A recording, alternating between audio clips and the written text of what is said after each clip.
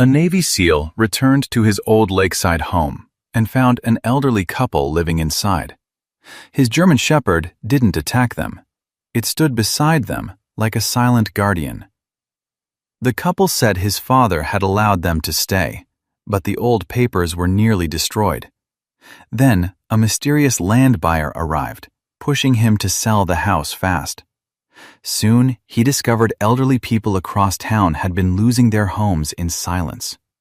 And when the couple's own son tried to force his mother to sign papers, the Navy SEAL knew someone powerful was behind it all. Tell us where you're watching from.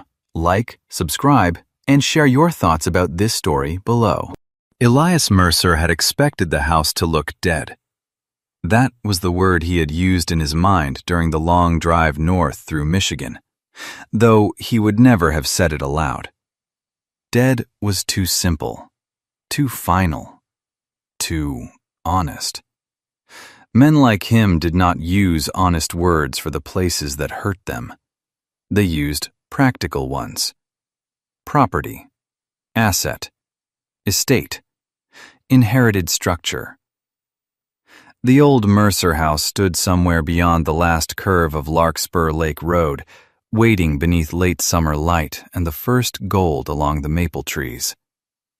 Elias drove with one hand on the wheel of his dark pickup, the other resting near his thigh, still and ready by habit. The morning was almost offensively beautiful. Sunlight moved over the lake like spilled silver. The air smelled of pine, damp soil, and water warmed by the last generous weeks before autumn. Beside him, Ranger sat in the passenger seat like a carved guardian. The 6-year-old German Shepherd was lean and strong, built with the quiet power of a working dog rather than the heavy softness of a pet. His coat was cream gray, with darker gray and black along the back and ears, thick enough to catch the light in layers. A black harness with deep red trim wrapped his chest and shoulders, the handle across his back worn smooth from use. His amber eyes watched the road without restlessness. Ranger rarely barked, rarely wasted motion, and never reacted without reason. Elias trusted that more than most conversations. He was 35, tall at just over 6 feet, built compact and hard from years of Navy SEAL training without the vanity of show muscle. His face was clean-shaven, exposing a square jaw and sharp cheekbones that made him look sterner than he meant to. His dark brown hair was cut short in a military style, a little longer than regulation now, but not enough to soften him. Northern wind had left his fair skin weathered, and his gray-blue eyes carried the alert, non-judgmental stillness of someone who had seen too much and had learned not to announce it. He wore an old military gray tactical combat shirt, the fabric softened from years of washing, frayed at the cuffs and shoulders. Beneath it showed the edge of a dark red thermal shirt, just bright enough to look alive under all that gray. His old earth-brown and moss-green combat pants were worn at the knees, the cargo pockets sagging slightly. Scuffed military work boots rested near the pedals. An old military watch hugged his wrist. He looked like a man who had come prepared for bad weather, bad news, or a bad fight. Not for memory. The Mercer house had belonged to his parents before it belonged to paperwork. Before that, it had belonged to music. His mother, Evelyn, had played piano on rainy evenings, filling the old rooms with notes soft enough to make the windows seem less lonely. His father, Daniel, had fixed things on the porch while pretending not to listen. A radio, a chair, a cabinet hinge. Anything that gave his hands an excuse to stay busy while the house sang around him. Then Evelyn died, and the music stopped. Daniel locked the piano room. Elias grew older. Silence settled into the house like dust in corners. Then the Navy took him, or perhaps he ran to it. The difference had blurred over the years. Service became a noble name for distance. Missions became a clean way to avoid birthdays, anniversaries, and the slow decline of a father who never quite learned how to ask his son to come home. Now Daniel was gone too. Elias had not come back in time. That fact sat in him like a stone under the ribs. Before driving north, he had emailed a local real estate office about the process of selling inherited property. He had asked for valuation, tax requirements, inspection steps, and how to handle complications if someone had been using the property. He had not signed anything. Not yet. But in his mind, the decision was already waiting with a pen in its hand. Sell the house, close the file. The ghosts learned his name again. The truck rounded the final bend. Ranger's head lifted. The change was small, but Elias saw it instantly. The dog's ears rose. His nose worked the air through the cracked passenger window. The calm in him sharpened into a tension. Elias eased off the gas. "What is it?" Ranger did not bark. He only stared ahead. Then Elias saw it. Smoke. A thin gray line rose from the chimney of the Mercer house, drifting into the blue morning like a prayer that had no right to be there. The house was supposed to be empty. Elias stopped the truck halfway down the drive. The gravel beneath the tires gave a soft crunch. For several seconds he did not move. His pulse did not jump. It lowered, cold and controlled. Training pulled itself over him like armor. Windows, porch, tree line, garage, tracks in the dirt, smoke direction, possible exits. He stepped out, boots landing in the dust, and the smell came next. Wood smoke, coffee, and something warm, almost sweet, like bread left under a towel. That bothered him more than the smoke. A trespasser would break things, hide, take, damage. This felt worse because it felt cared for. The yard was not wild. The grass had been cut recently. The front steps had been repaired with boards that did not match, but held firm. A fence rail leaned slightly, yet had been braced with careful hands. On the porch sat an old wooden chair, its cracked arm patched with neat joinery. Beside the window, red geraniums bloomed in chipped clay pots. Someone had not simply entered the Mercer house. Someone had kept it alive. Ranger jumped down beside him, landing softly.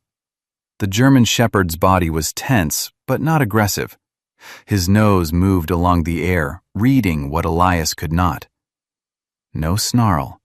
No raised hackles. Alert, yes. Threatened? No. That distinction pulled Elias one step back from anger. He walked toward the porch.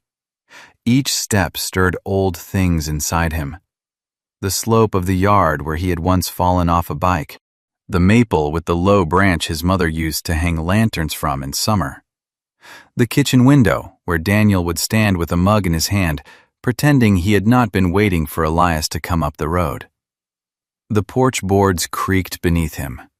Before he could knock, the door opened. An old man stood in the doorway, holding a small wrench. He was tall once, Elias could tell, but age had bent him slightly at the shoulders. He was 74, perhaps, narrow and weathered, with thinning white hair and skin marked by sun, wind, and work. His hands were large, veined, and scarred, the fingers rough with calluses and faint dark stains from oil or machine grease. He wore a faded flannel shirt tucked unevenly into old work pants, and his eyes were gray, sharp, and proud in a face that looked as if life had sanded it down but failed to break it. Behind him stood a woman. She was small, around 72, with silver hair pinned into a low bun and a soft, lined face that had once been very expressive and still was in quieter ways. Her pale blue eyes held surprise, fear, and something stranger. Recognition, perhaps, or the ache of almost recognizing. Her hands trembled around a dish towel. The knuckles were swollen, the fingers slightly bent, the fragile hands of someone who had once used them beautifully and now had to ask permission from them every morning. The old man moved half a step in front of her. It was not enough to stop Elias if Elias meant harm. It was enough to say he would try. "Who are you?" Elias asked. His voice came out calm, but the calm was the sort men used before storms. The old man's jaw tightened. "Could ask you the same." "This is my father's house." The woman drew a breath so small it almost broke. The old man's eyes flicked over Elias's face, searching the bones beneath the years. "Mercer," he said slowly. Elias did not answer. The old man lowered the wrench a little, not fully. "You're Daniel's boy." The phrase hit harder than it should have. Daniel's boy. Not lieutenant, not SEAL, not Mr. Mercer, not the name on legal forms. Daniel's boy.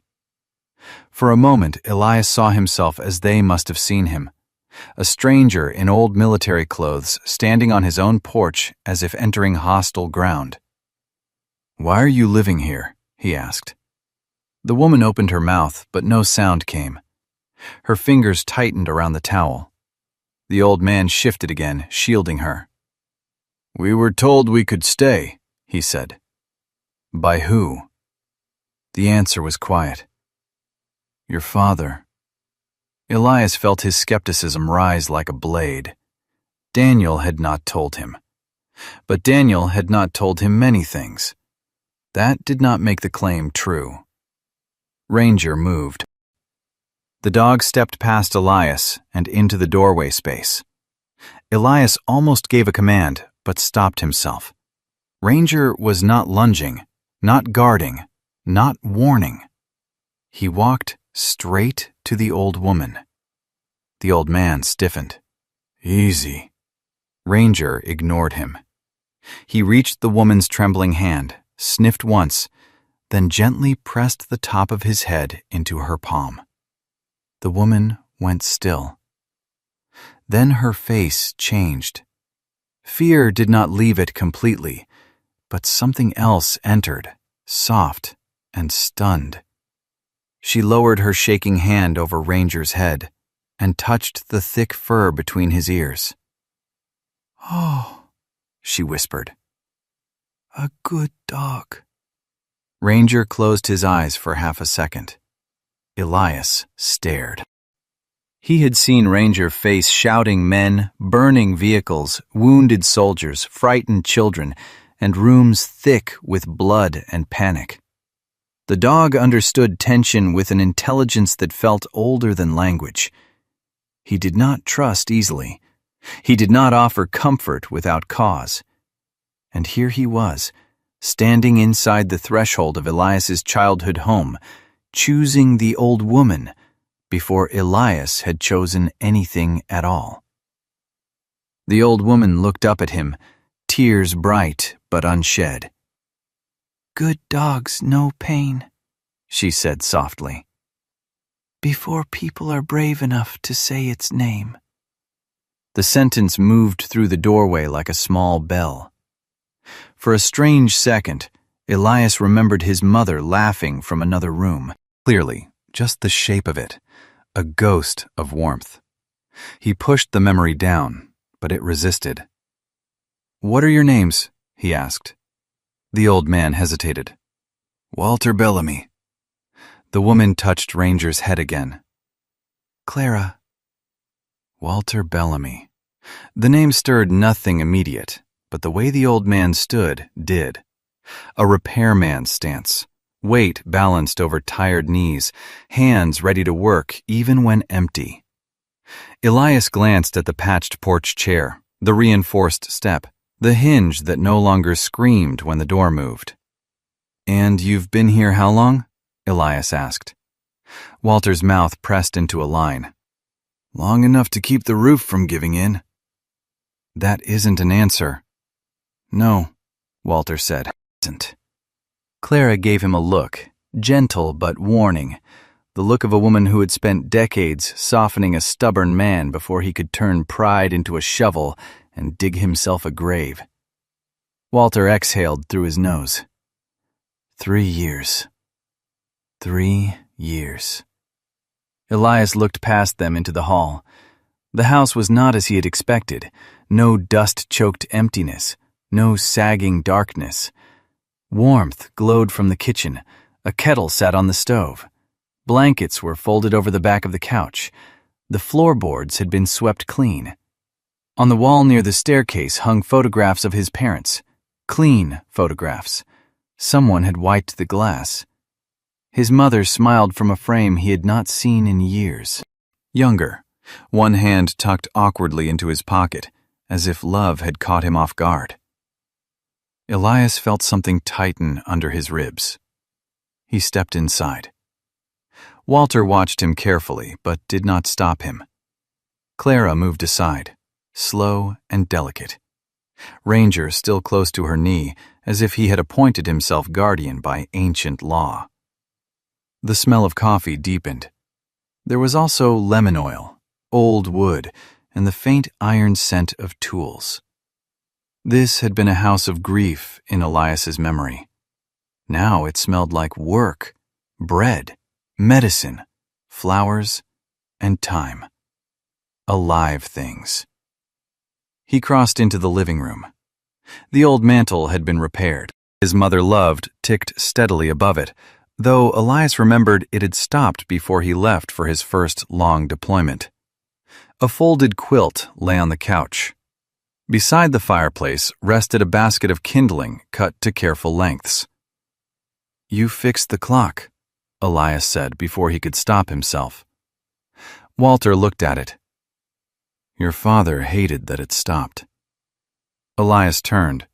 Walter's expression did not soften exactly. It only became less guarded for a moment. "He talked about it," Walter said. "Said your mother used to wind it every Sunday after church, even when she was too tired to cook." Elias looked away. The room seemed to tilt slightly, not enough for anyone else to notice. Clara spoke from behind him. "She had a beautiful touch." Elias looked at her. "On the piano," Clara added. "Your mother." The word piano struck the air and vanished into the walls. Something in the house seemed to listen. Elias felt Ranger shift beside Clara. The dog's ears twitched toward the back hall, toward a part of the house Elias had not looked at yet. It was nothing, perhaps. Old wood settling, a draft moving behind closed rooms. Still, Ranger stared. Not at Walter, not at Clara, not outside. At the hall. Elias followed the dog's gaze and saw only shadow, a narrow strip of wall, and a tall bookcase that looked older than he remembered. Then the clock on the mantel gave a small mechanical click. The hour changed. One clear chime rang through the room. Clara flinched, not with fear, but recognition. Walter looked down. Ranger remained fixed on the hallway. Elias did not know why the sound felt like a door somewhere inside him had just unlocked. He pushed the feeling away. Not now. He turned back to Walter and Clara, forcing his voice into something steady. "I came here to settle the property." Walter heard what that meant. Clara did too. The old woman's hand tightened in Ranger's fur. Walter's shoulders barely moved, but something in him folded inward, quiet and stubborn. Elias saw it. He wished he had not. "I need to understand what happened here," he said. Walter nodded once, slow. Then sit down." It was not an invitation full of warmth. It was more like a truce offered across a battlefield neither side had chosen. Elias looked around the living room one more time. The clean photographs, the repaired clock, the swept floors, the warm stove, the flowers in the window, the old couple standing like caretakers at the edge of a kingdom made of grief and stubborn hope. He had come back expecting ruins. Instead, he found two strangers keeping watch over the last pieces of his family. And Ranger, traitor and oracle in a black harness, had already chosen their side. Elias did not sit yet. Leave. Outside, sunlight moved across Larkspur Lake. Inside, the old house breathed around them, slow and fragile, as if waiting to see whether the son who had returned to sell it would finally notice it was still alive. Elias Mercer did not sit down immediately. The old living room seemed to be watching him, every polished frame and repaired board waiting to see whether he would behave like a son or an owner. He had come prepared to inspect damage, not gratitude. Damage would have been easier. Rot could be measured. Theft could be reported. Broken glass could be swept into a bag and carried away. But care was harder to accuse. Walter Bellamy stood near the fireplace with his wrench lowered at his side. A lean old man built out of stubborn bones, old labor, and pride that had nowhere left to go. A flannel shirt hung loose from his shoulders, and one sleeve had been patched with a square of darker fabric. He watched Elias the way a mechanic watched an engine that might explode if handled wrong. Clara Bellamy stayed near the kitchen doorway, one hand resting lightly on Ranger's head. She was small enough that the house seemed to cradle her.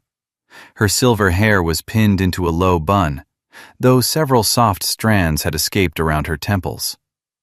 Her pale blue eyes were kind, but fear moved beneath that kindness, like a fish under clear ice. Her fingers, swollen at the knuckles, curled and uncurled against Ranger's fur. Ranger remained beside her. That continued to trouble Elias. 3 years, Elias said, repeating Walter's answer from a moment earlier. Walter nodded once. Near enough. And my father allowed this? He did. You have proof? Walter's jaw tightened, not with guilt, with humiliation. Elias recognized the difference because he had seen it in men who had lost everything except the last scrap of dignity they were willing to defend with bare hands. Clara turned toward a small desk by the window. Walter, the folder. I know where it is, Walter said, too sharply. Clara said nothing. She only looked at him, and the old man's face changed by a fraction. A rough thing becoming gentler, because her silence asked it to. He crossed the room and pulled open the desk drawer. The drawer stuck halfway. Walter shifted the angle, lifted slightly, and it slid free. A repairman's hand never forgot the small manners of wood. From inside, he took a plastic sleeve holding a folded document. He gave it to Elias. The paper had been damaged. Moisture had blurred part of the ink. The top still showed enough to read, Caretaker Arrangement. Daniel Mercer's name appeared in the first paragraph. Walter and Clara Bellamy's names appeared beneath. A signature sat at the bottom, half faded but familiar enough to make Elias's chest tighten. His father's hand. Daniel Mercer had signed in the same strong, angled script he used on birthday cards and checks for school trips. Elias stared at it longer than necessary. The roof leaked the second winter, Walter said quietly. Water got into the drawer before I found it. Your father kept the original somewhere safe. Said if you came back, he'd explain it himself. He didn't? No, Walter said. He didn't. That answer landed between them with the weight of a casket nail.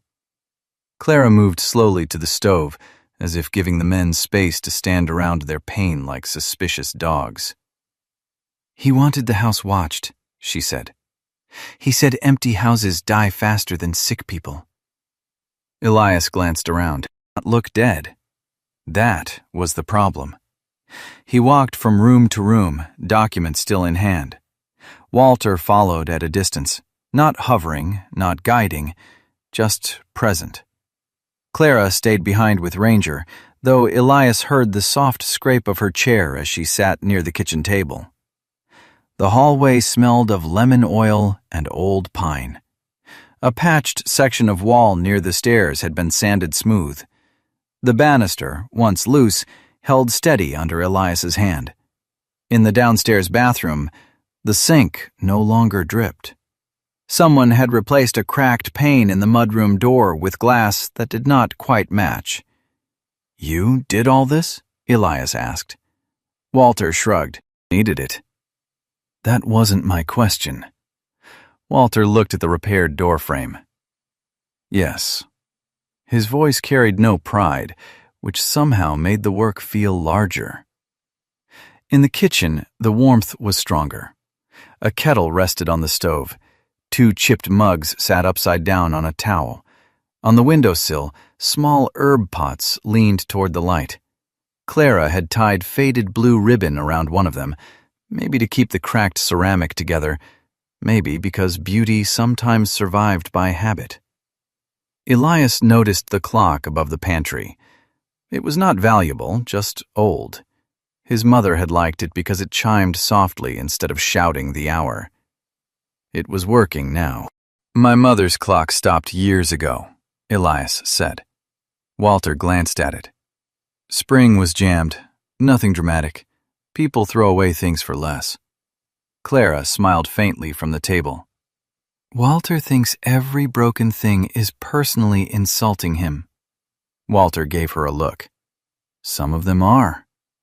For half a second, humor entered the room, small and limping, but alive. Elias almost responded. Almost. Then a vehicle came up the drive. Ranger lifted his head before the engine fully reached the yard. His body changed. Not alarm, not yet. But the softness he had shown Clara vanished. His ears rose, his shoulders squared, and a low vibration formed deep in his chest. Elias turned toward the window. A black SUV rolled into the clearing and stopped near the porch, as if it had arrived at an appointment. The paint was clean despite the dirt road. Too clean. A man stepped out wearing a pale tailored coat that belonged in a city office, not beside a patched lakeside house with firewood stacked under a tarp. He was about 50, tall and carefully kept, with salt and pepper hair combed back from a narrow forehead. His face had the practiced warmth of a man who had smiled through many signatures.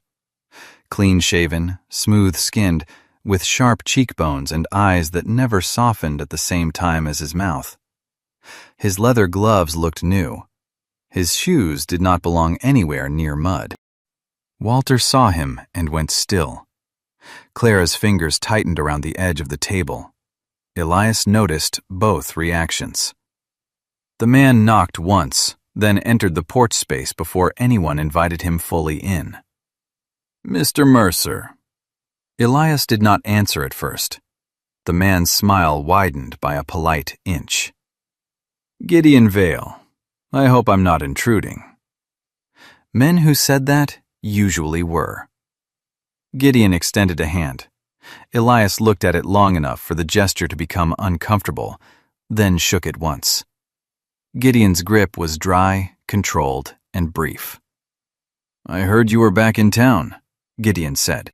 "I also understand you've begun asking about valuation and possible sale procedures for the property." Elias's eyes narrowed slightly. "That information wasn't public." "Small town," Gideon said pleasantly. "People talk, especially when an important piece of lakefront land may finally enter the market." Finally, the word struck Elias wrong. Walter looked down. Clara did not move at all. Gideon stepped inside with the ease of someone measuring the room for removal. This property is unique. Prime lake frontage, old family parcel, direct access road. My associates and I represent a group interested in preserving the area's long-term value while developing it responsibly. Developing, Walter muttered. Gideon turned toward him as though noticing furniture that had spoken. Mr. Bellamy, Mrs. Bellamy, I'm glad to see you both are comfortable. Clara's face paled. Ranger moved between Gideon and the kitchen table. The dog did not bark. He simply stood there, amber eyes fixed on the man's hands. Gideon paused. For the first time, something human and sour slipped through his polished expression. It vanished almost immediately, but Elias saw it. There may be some occupancy matters to resolve, Gideon continued smoothly. Nothing complicated. Golden Harbor Living Initiative has options for older residents who need more suitable arrangements. Safer, cleaner, more appropriate. Walter's mouth tightened.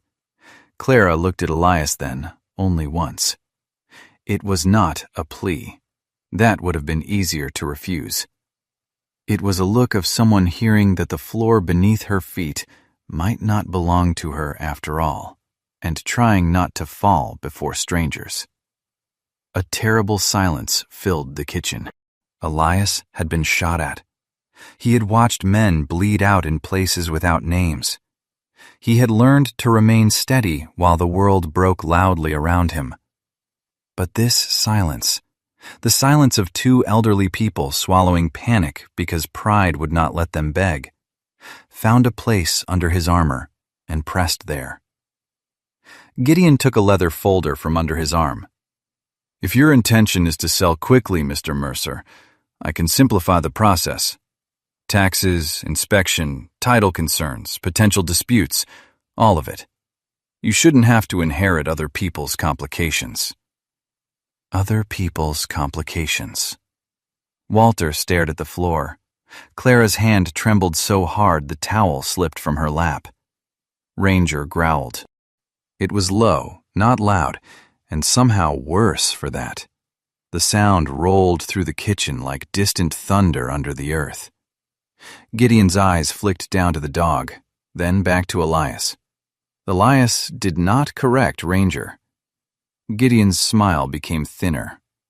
Of course, there's no rush, but opportunities have seasons. Lake property, especially this stretch, won't remain uncomplicated forever. Is that advice? Elias asked. A courtesy. Feels early for one. Gideon studied him. A lesser man might have pushed harder. Gideon only nodded, as if Elias had performed exactly within expectations. I'll leave my card. He placed it on the table, not near Elias, but near Clara. Ranger's head followed the movement. Think it over. Then he stepped back toward the door. At the threshold, Gideon looked around the house once more. His gaze passed over the repaired chair, the clean mantel, the old clock, the flowers in the window. Nothing in his face changed, but Elias sensed the calculation behind his eyes. The house was not a home to him. It was acreage wearing curtains. When the SUV finally rolled down the drive, no one spoke. The silence he left behind was different from the one before. Colder. Like someone had opened a window in winter and walked away smiling. Walter moved first. He picked up Gideon's card from the table, looked at it, then placed it face down beside the sugar bowl. Clara folded the fallen towel with both hands. Her fingers would not obey her properly, but she kept trying until the corners matched. Elias watched the motion. You knew him, he said. Walter gave a short laugh, without humor. Everybody knows Gideon Vale. That's part of the problem. Clara's voice came quietly. He always sounds kindest when someone is about to lose something. Elias looked at her. She seemed embarrassed by the sentence, as if it had escaped without permission. Ranger pressed his shoulder against her knee, and she rested one hand on his harness. Walter stood near the stove, jaw working. For a moment, he looked less like a stubborn old repairman and more like a man standing in the ruins of a machine he no longer had the strength to fix. Then he turned and walked toward a narrow cabinet beside the fireplace. "Walter," Clara said softly. He stopped, but did not look back. "You're sure?" "No," he said. "But Daniel told me if the boy came home, I was to give it to him." The boy. Again, that word. As if the uniform, the years, the battlefield dust, the old scars beneath the shirt had all failed to erase the child who once belonged to this place. Walter opened the cabinet and removed a small tin box. It had once held tea, judging by the faded leaves painted on the lid. He carried it to the table and set it down. His hands, Elias noticed, were not as steady as he pretended. Inside lay a small brass key tied to a strip of dark leather. It was old, worn smooth at the edges, too small for the front door, too deliberate to be meaningless. Walter lifted it and held it out. Elias did not take it immediately. "What does it open?" Walter's face looked tired in a way age alone could not explain. "I don't know." "You kept a key for my father and never asked?" "I asked once." "And?" "He said when you heard the right song, you'd understand." Elias stared at him. "Makes no sense." Walter gave him the key. "Most grief doesn't." The brass was cool against Elias's palm. For a moment, the room seemed to listen again. The clock ticked above the mantel. Clara breathed carefully through a pain she did not name. Ranger stood between the old woman and the door Gideon had used, as if guarding not just bodies now, but some invisible line that had been drawn inside the house. Elias closed his fingers around the key. He had come to Larkspur Lake to sell wood, land, and old stone.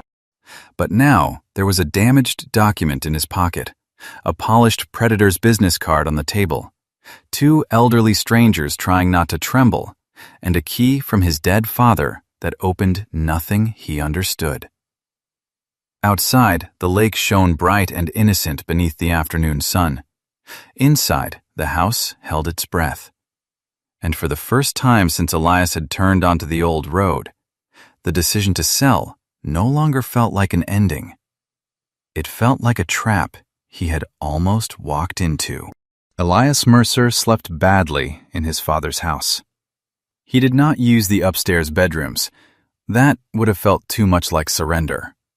Instead, he stayed on the old couch in the living room with one folded blanket over his legs, his boots placed beside him, and Ranger stretched across the rug near the fireplace. The German shepherd slept lightly, as always, amber eyes opening at every small groan of the house.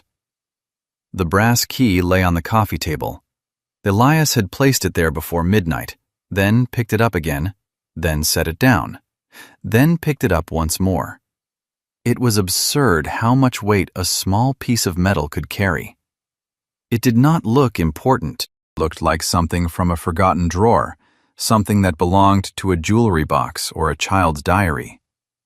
But Daniel Mercer had left it behind. And Daniel, for all his silence, had never been careless with objects. Morning came pale and gold through the lake-facing windows. The house smelled of coffee, old wood, and smoke from the stove. Elias woke before sunrise, body alert before mind, one hand already reaching toward a threat that was not there. Ranger lifted his head and watched him. "I know," Elias muttered. "I'm fine." The dog blinked once, unimpressed.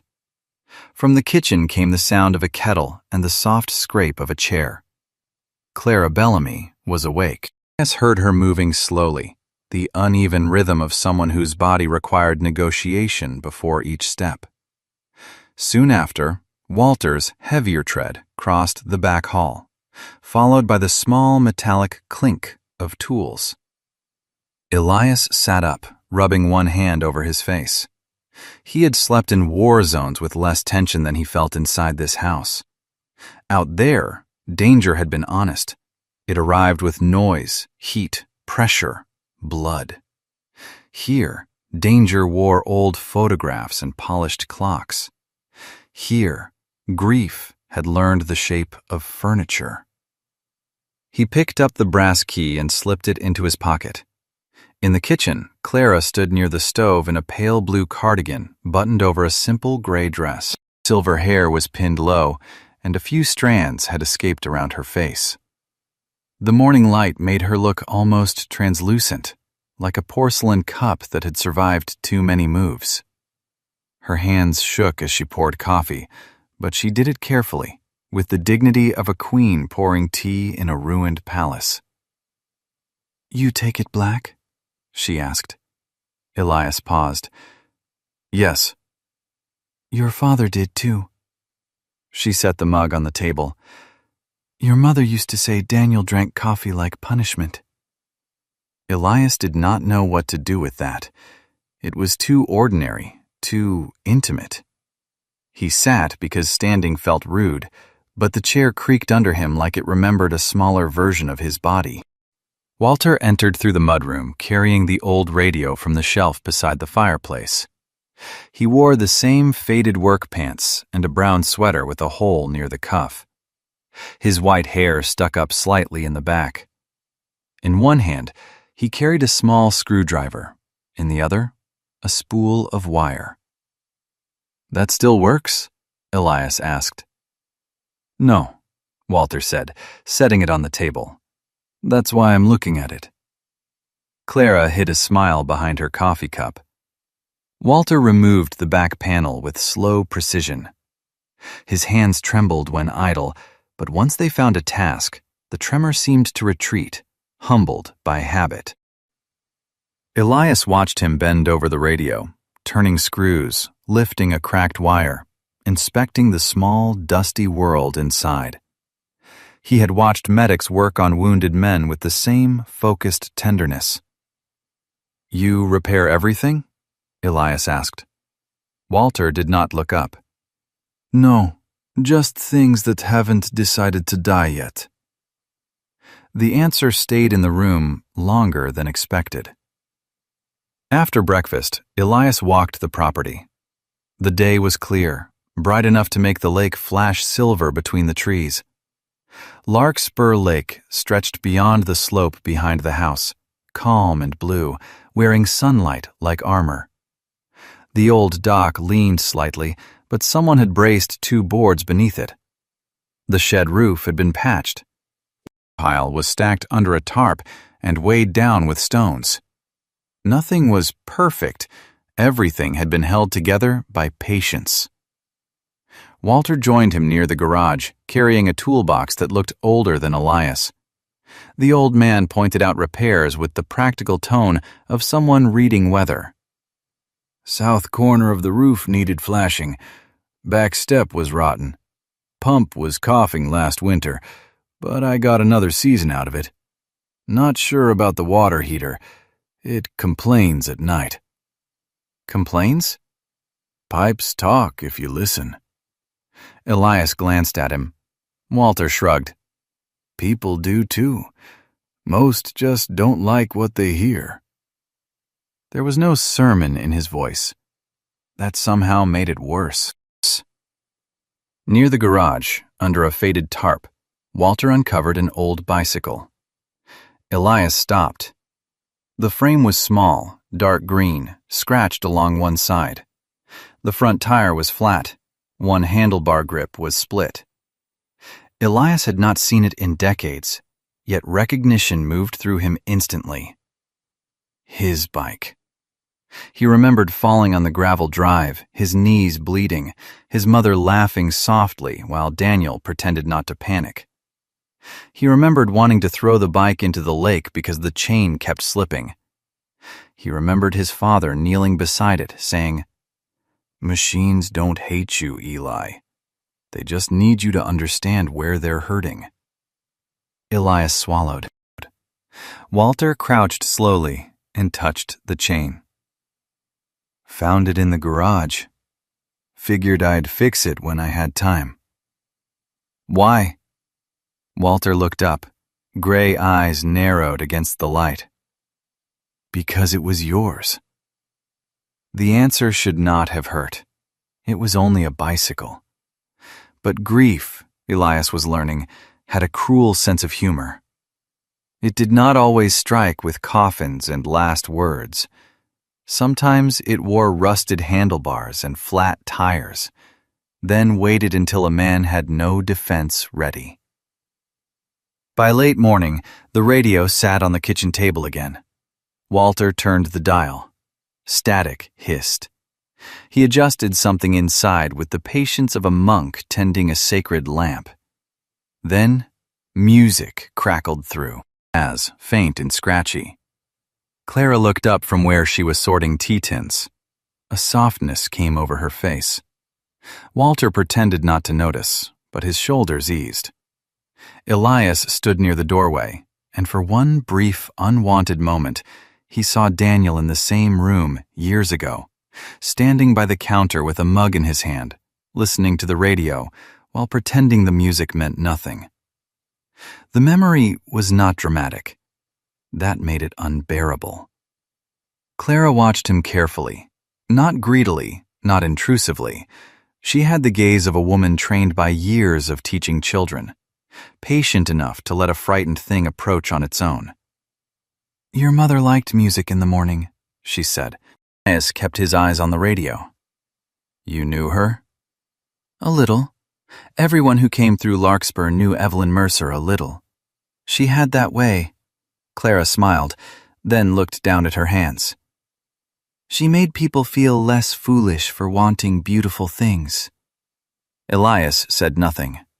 Clara continued, very gently. "She used to open this house on Saturdays. Children would come for piano. Some paid, most didn't. Older folks came too. Not always to learn, sometimes just to sit where music was happening." Elias felt the room change around him. He had memory fragments of children in the living room, shoes by the door, laughter, his mother's hand on the piano bench. But he had buried those fragments so deep, they had become less like memories and more like dreams from another boy's life. "I don't remember much of that," he said. Clara's expression softened. "Sometimes children forget what hurts too much to keep." Ranger, lying by the stove, lifted his head as if the sentence had been spoken to him. The brass key pressed against Elias's thigh through his pocket. He spent the afternoon trying it. He told himself it was practical. Identify the lock, understand the property, resolve uncertainty. Those were sensible reasons, clean reasons. But the truth was less clean. The key had begun to feel like a challenge from a dead man who had been silent too long. It did not open the roll-top desk. It did not open the old filing cabinet. It did not open the cedar chest in the downstairs closet. It did not open the toolbox in the garage, the locked cabinet in the mudroom, or the small jewelry case Clara found wrapped in newspaper inside a cupboard. By the fifth failed lock, Elias felt irritation crawling up his spine. Walter watched from the doorway with quiet amusement. "Thing funny?" "No." "You look like there's more." Walter scratched his jaw. "You're trying to make the key confess. Keys don't do that." Elias exhaled sharply and slipped it back into his pocket. "My father left a riddle instead of an explanation." "Grief does that," Walter said. "You said that already." "Still true." Clara was in the back hall folding old linens into a basket. She hummed as she worked, not loudly, not intentionally. The sound drifted through the house like thread pulled from a seam. It was only a few notes, fragile and wandering, but it made Elias turn before he understood why. Ranger stood. The dog's ears rose. He moved past Elias, not toward the kitchen or the door, but down the narrow hall toward the rear of the house. His nose lowered to the floor, then lifted toward the wall where a tall bookcase stood pressed between two sconces. The bookcase was heavy, dark, and old-looking. It held outdated manuals, a few water-damaged novels, jars of screws, and a brass candle holder. Elias frowned. He did not remember it being there when he was a child. Ranger sniffed along the bottom edge, then scratched once at the floor. "Ranger," Elias said quietly. The dog did not stop.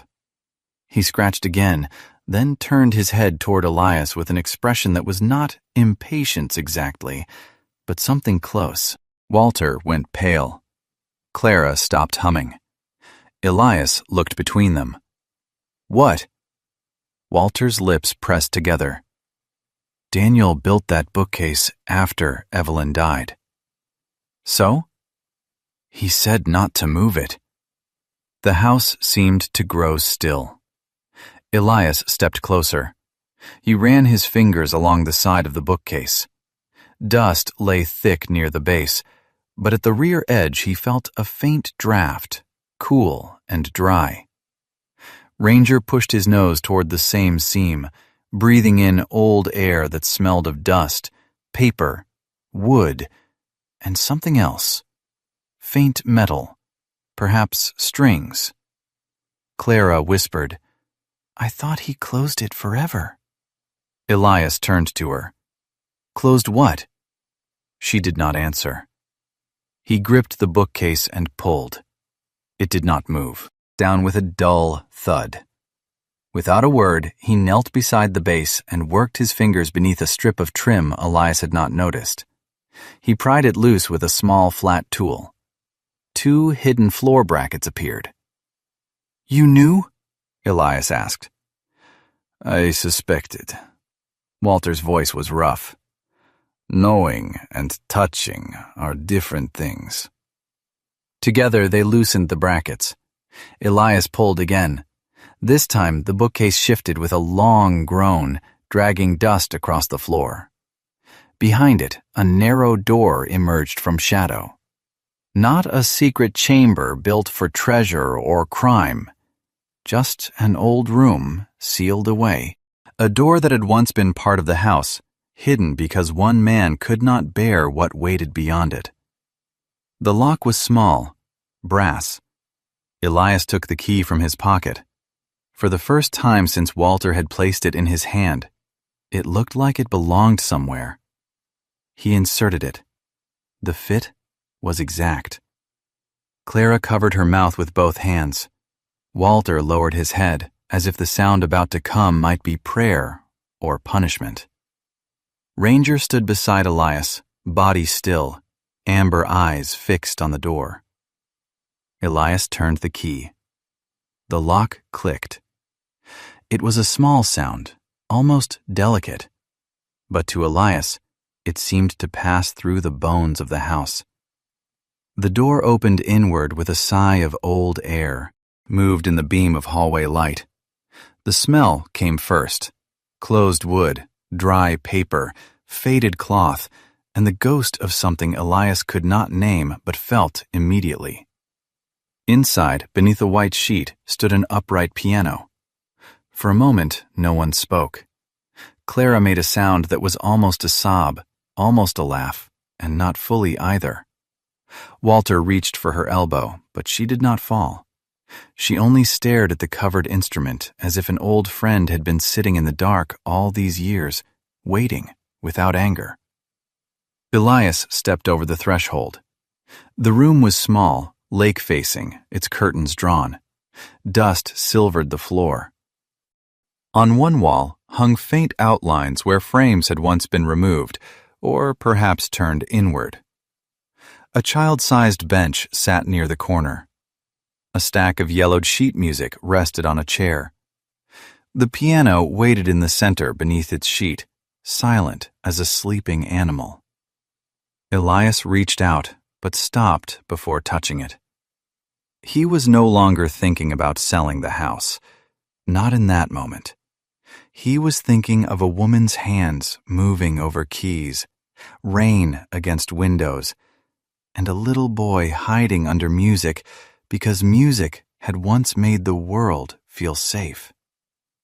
Behind him, Ranger lowered himself to the floor just inside the doorway, as if taking his post. The old house had not given up its dead, simply hidden their song. The piano room had kept its own weather. While the rest of the house held the mild warmth of late summer, that small lake-facing room felt cooler, as if the years had gathered there and refused to leave. Dust floated through the beam of hallway light in slow silver spirals. The curtains were drawn, their fabric faded to the color of old cream. The air smelled of closed wood, dry paper, and something Elias Mercer could not name without hurting himself. Memory, perhaps, or grief after it had sat too long in the dark. The upright piano stood in the center beneath a white sheet. Its shape was unmistakable, even covered. It had the posture of a sleeping animal, proud but abandoned, waiting for the hand that once knew how to wake it gently. Elias remained at the threshold for several seconds, the brass key still in his hand. Behind him, Walter Bellamy said nothing. The old repairman's face had tightened into a mask of restraint, but his eyes had gone wet at the edges. He looked like a man standing before a machine he had promised not to touch, even though every instinct in him wanted to know whether it could still be repaired. Clara Bellamy stepped into the room with Ranger beside her. The old woman moved slowly, her small body wrapped in her pale cardigan, her silver hair pinned low, her hands curled slightly from arthritis. She did not look at Elias first. She looked at the piano. Her face changed in a way Elias could not defend against. It was not surprise. It was reunion. "Oh, Evelyn," Clara whispered. The name moved through the room like a candle being lit. Elias swallowed. On the wall, half hidden by shadow, hung a framed photograph.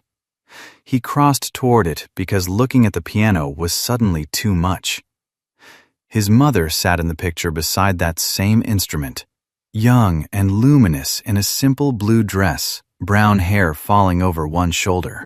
Her smile was not polished. It was private, caught mid-laughter, as if Daniel had said something awkward behind the camera, and she had loved him for it. Evelyn Mercer. Elias remembered her in fragments. Warm hands, rain tapping windows, the smell of lavender soap, music filling the floorboards beneath him. But memory had become dangerous after she died, so he had learned to carry only pieces small enough not to cut him. Clara reached the piano and placed one trembling hand on the sheet. Walter stepped forward. "Clara." "I know," she said softly. "Your hands." "I know that too." The words were gentle, but they carried the finality of church bells. She was not asking permission. Clara pulled the sheet back. Dust rolled into the light. The piano's dark wood emerged, dulled but not ruined. A few scratches marked the side. One key near the center had yellowed more than the others. Elias remembered that key, not clearly, but with the strange certainty of childhood things. He had pressed it once too hard with a toy soldier and thought his mother would be angry. She had only laughed and told him every instrument deserved one scar so it could understand people. He had forgotten that, or had tried to. Clara sat on the bench. The bench gave a small creak, as if surprised to bear a musician again. Ranger lowered himself beside her, his cream-gray body folding to the floor with solemn care. His amber eyes remained open. He watched Clara's hands, then her face, as if listening for pain before it arrived. Walter stood close enough to catch her if she weakened. Elias should have stopped it. He could see the swelling in her knuckles, the stiffness in the way her fingers hovered over the keys. This was not performance. This was a woman asking her own bones for one more act of loyalty. Clara pressed the first note. It came out thin and slightly flat. She winced, but did not stop. The second note trembled. The third landed too softly. Then a fourth, a fifth, a small, hesitant ladder of sound climbing out of years of silence. It was not beautiful at first, not in the clean way recordings were beautiful. It was broken, uneven, human. And then the melody appeared. Elias stopped breathing. The room disappeared at the edges. He was 6 years old again, sitting under the piano during a thunderstorm with his knees pulled to his chest. Rain hit the windows. His mother's feet moved near the pedals. He had a wooden toy boat in one hand and a small plastic soldier in the other. Outside, the sky cracked open with thunder, and he had been afraid but too proud to say it. His mother had kept playing. Not loudly, never loudly.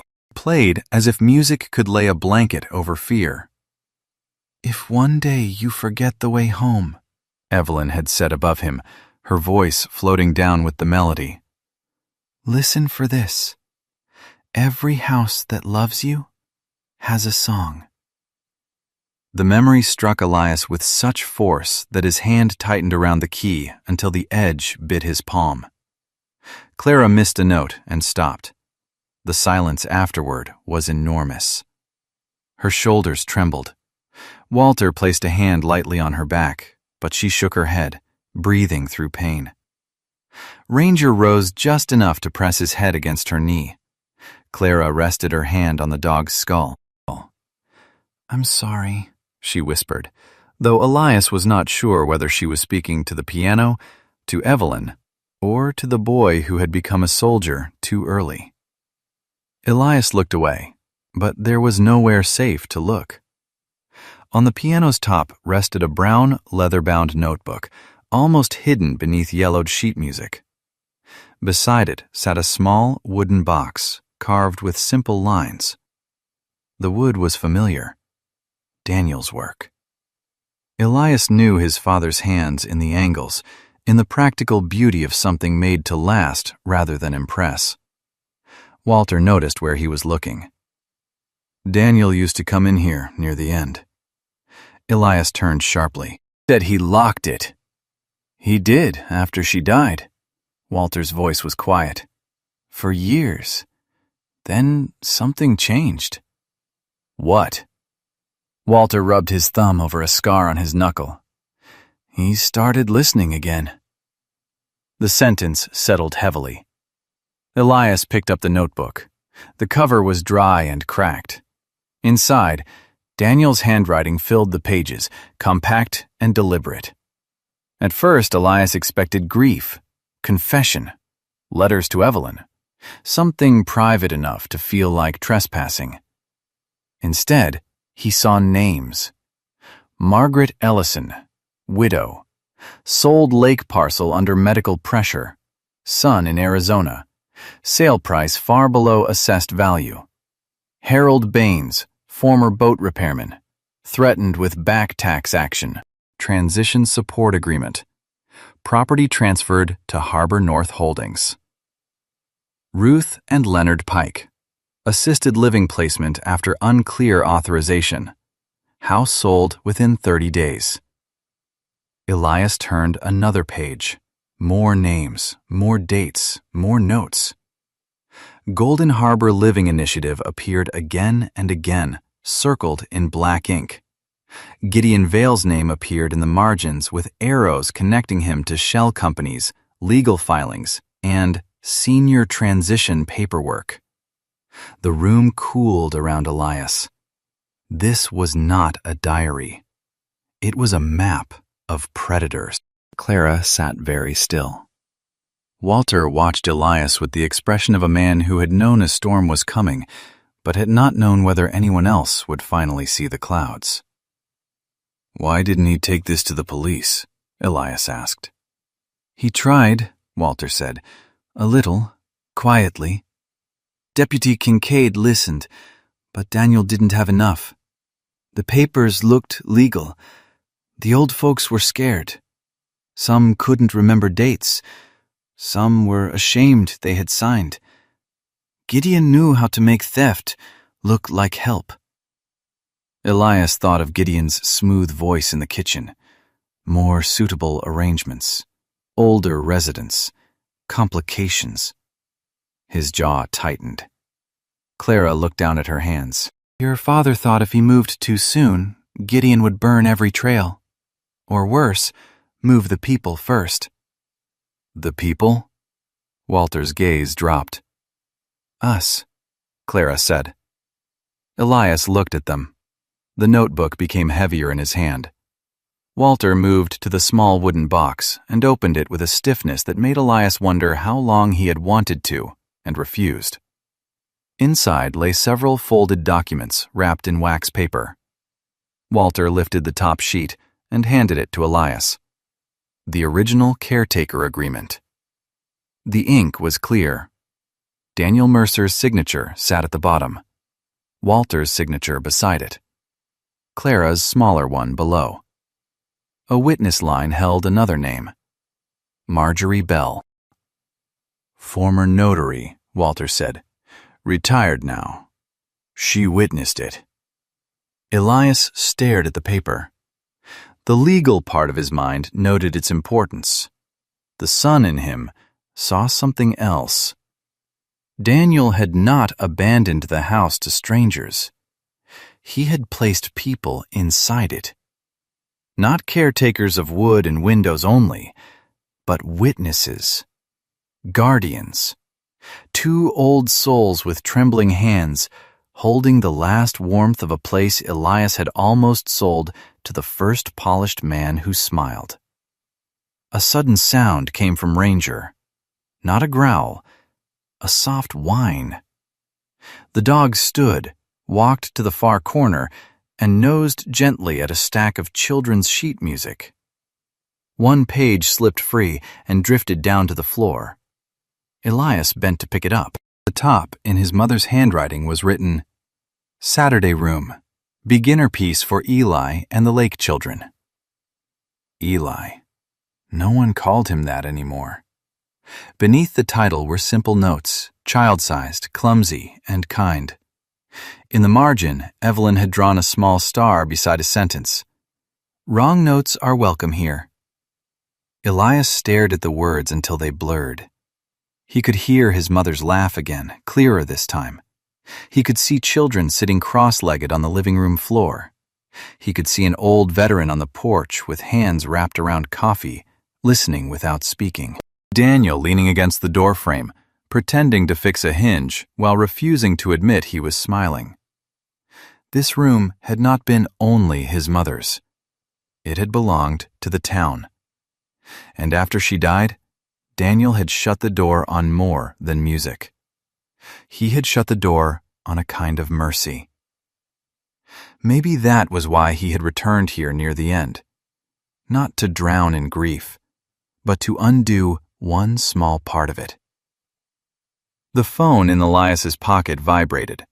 The sound cut through the room like a blade. He pulled it out and saw an unknown number.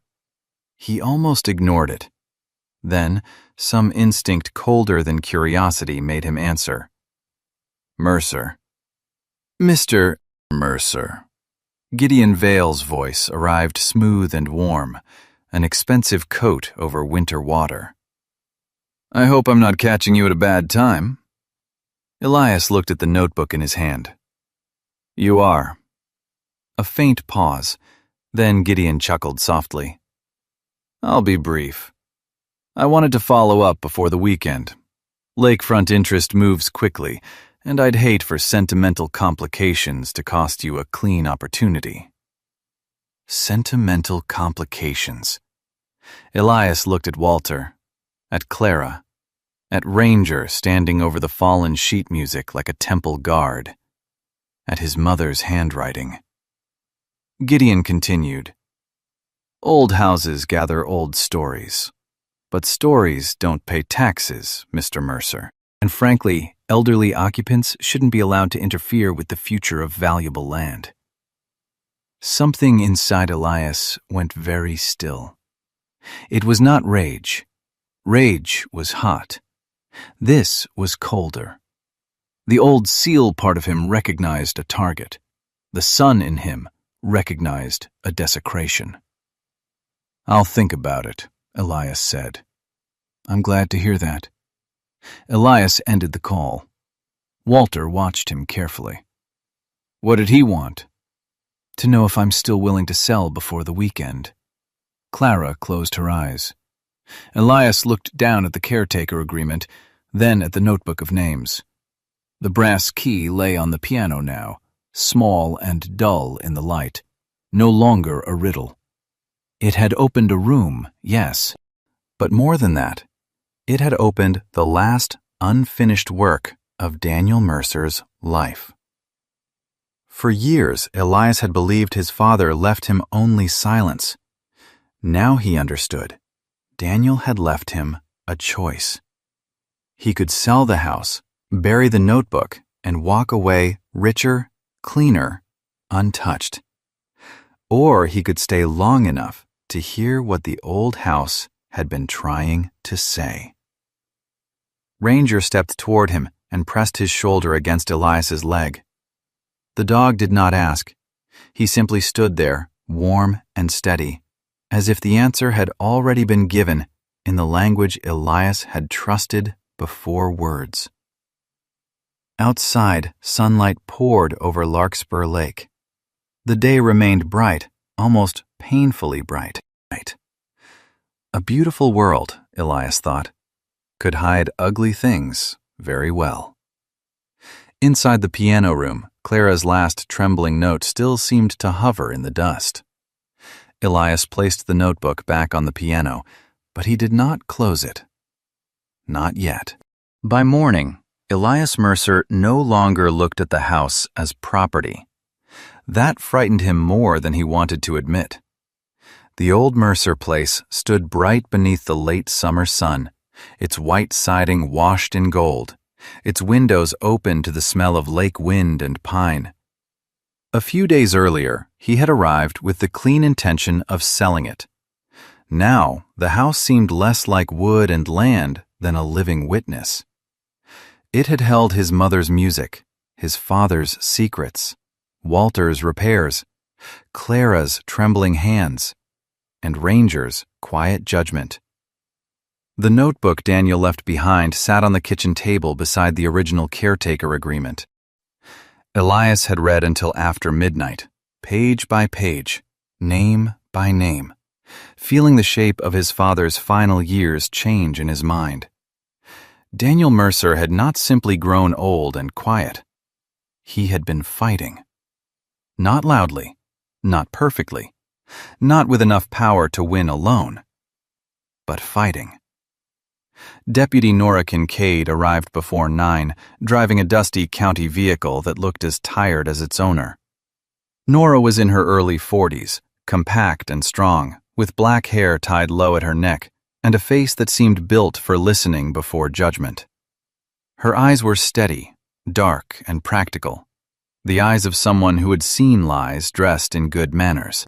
In the kitchen with the notebook open before her. "This is more organized than I expected," she said. Elias watched her turn the pages. "Enough to act?" "Enough to start asking better questions." Nora tapped one entry with her finger.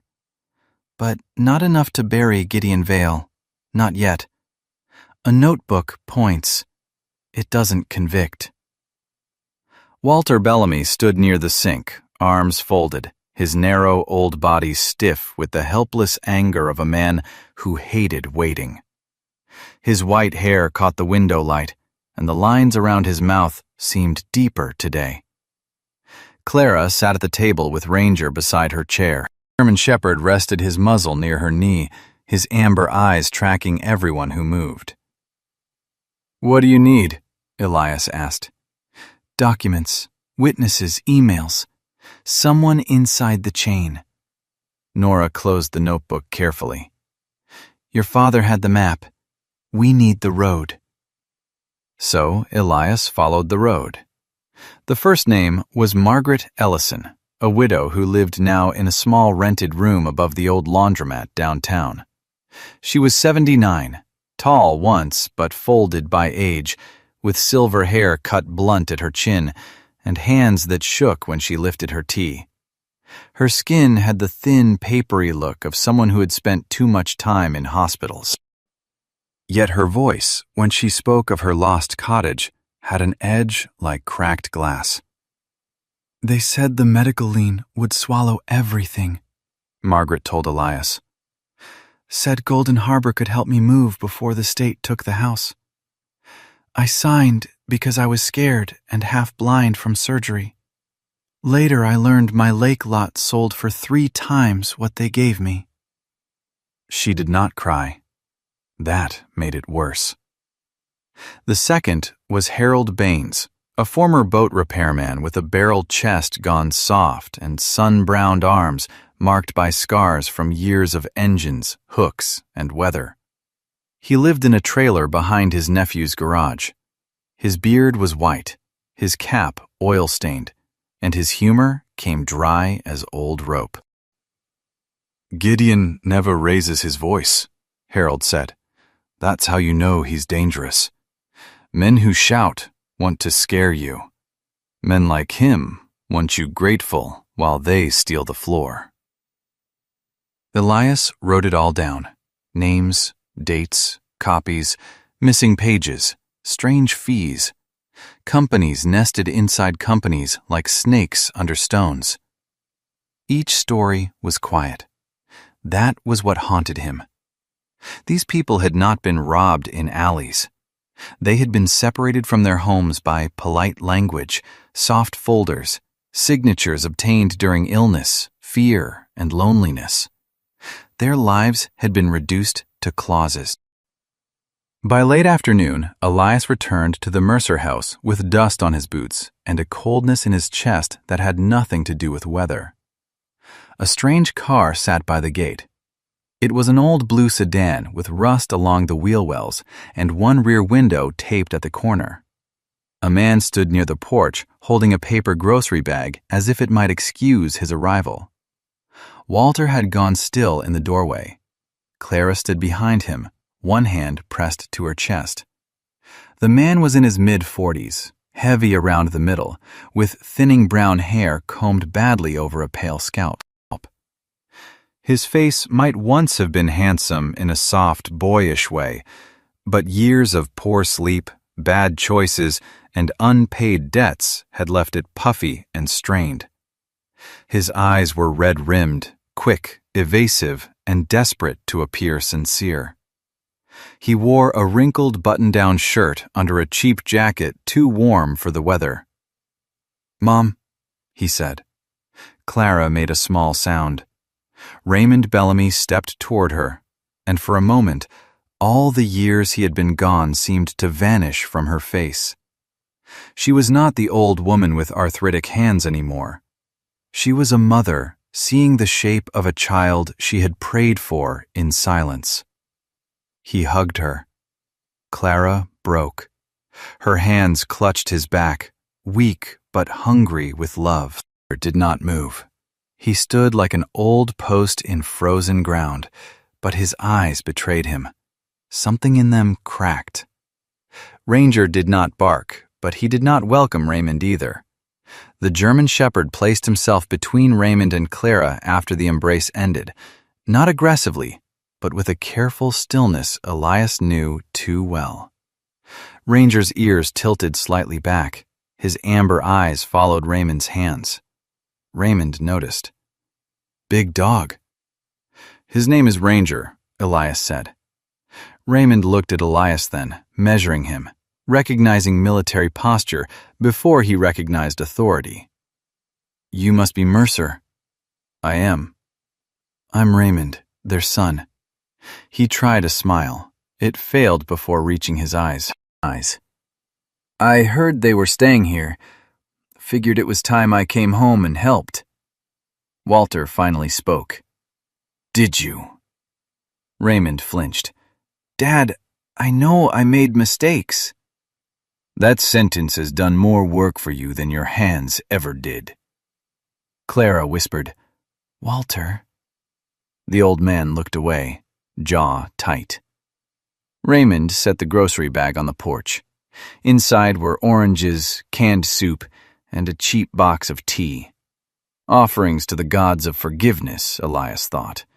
Small, bright, insufficient. Over the next 2 days, Raymond stayed close. Too close. He helped Clara to her chair before she asked. He called Walter Dad with a softness that made the old man's shoulders stiffen.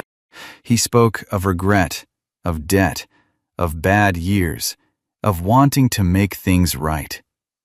He said he had found a program that could help them move somewhere safer, somewhere with medical support, somewhere they would not have to depend on strangers. Clara listened because mothers listen even when their hearts know better. Walter doubted because fathers often carry the memory of every previous disappointment like nails in a pocket. Elias watched because Ranger watched. The dog never left Clara alone with Raymond. On the 3rd morning, Clara's wedding ring disappeared. At first, she blamed herself. She stood by the sink, one hand curled to her chest, looking at the small ceramic dish where she sometimes placed the ring when washing dishes or rubbing salve into her swollen knuckles. "It was here," she whispered. "I think it was here. Maybe I moved it. I forget things now." Walter searched drawers, pockets, the counter, the floor beneath the sink. The ring was thin gold, worn smooth by more than 50 years of marriage. Not expensive, not impressive, but Clara's hand without it looked unbearably bare. Raymond helped search loudly, too loudly. Ranger sniffed the floor near the sink. Then he moved toward the mudroom, nose low, body intent. Elias followed, beside Raymond's jacket. There was no ring inside, only a folded receipt tucked deep in the inner pocket. Elias opened it. Larkspur Pawn and Loan, gold band, cash paid. For a moment, the house fell silent inside him. Not a stranger's crime, not a lawyer's trick, but a son's hand reaching into his mother's small dish and selling the circle that had held half a century of vows. Elias looked back toward the kitchen, where Clara was still searching under a tea towel with shaking fingers, and understood that some betrayals did not shout. They entered softly, called you Mom, and took the one thing you still wore as proof you had been loved. He did not confront Raymond immediately. He drove to the pawn shop. The owner, a broad man with gray stubble and a nervous habit of rubbing his thumb along the counter, confirmed the sale after Elias showed him the receipt. Raymond Bellamy had brought the ring in the previous afternoon, hands shaking, saying it belonged to him. When Elias returned, Raymond sat beside Clara at the kitchen table. Papers lay in front of her. His voice was low, coaxing. "Mom, it's just authorization, so I can help. You shouldn't have to worry about legal things. Just sign here first." Clara held a pen, confused and ashamed of her confusion. Walter stood by the stove, face pale with rage he did not know where to put. Elias entered without raising his voice. "Put the pen down, Clara." Raymond shot to his feet. "This is family business." Elias took the papers from the table. Raymond grabbed for them. Ranger rose with a growl so low the floor seemed to feel it. Raymond froze. Elias read fast. Healthcare and Living Arrangement Authorization. Family Relocation Consent Draft. Occupancy Release Language. Clara's signature first, Walter's later. It was elegant. Poison often was. "You are going to use her signature to pressure him," Elias said. Raymond's face flushed. "I'm trying to help my parents." "You sold her wedding ring." The room stopped. Clara looked down at her bare hand. Walter closed his eyes. Raymond's mouth opened, but no defense came out strong enough to stand. Elias placed the pawn receipt on the table. Clara stared at it. Her face did not collapse. It emptied. That was worse. "Raymond," she said, so softly even Ranger's ears shifted toward her. "I thought you came home because you missed us." Raymond sat down hard, as if his legs had resigned. Then the truth came out in pieces. Debt, calls, threats, Gideon Vale finding him through a lender, a promise of money if Walter and Clara left the Mercer house quietly, a family support fee, a better facility, a way to solve everyone's problem. "He said I was their son," Raymond whispered. "Said I had more right than Mercer. Said I could fix it." Walter's voice was dry and broken. "By selling your mother's ring?" Raymond covered his face. Elias wanted to hit him. The want came clean and old, from a part of him trained to end threats with decisive force. Ranger stood beside him, tense, waiting. The room was full of pain seeking somewhere to land. But Gideon would love violence. Violence would turn Elias into the unstable soldier interfering in a family matter. Violence would make Walter and Clara less safe. So Elias did the harder thing. He called Deputy Nora.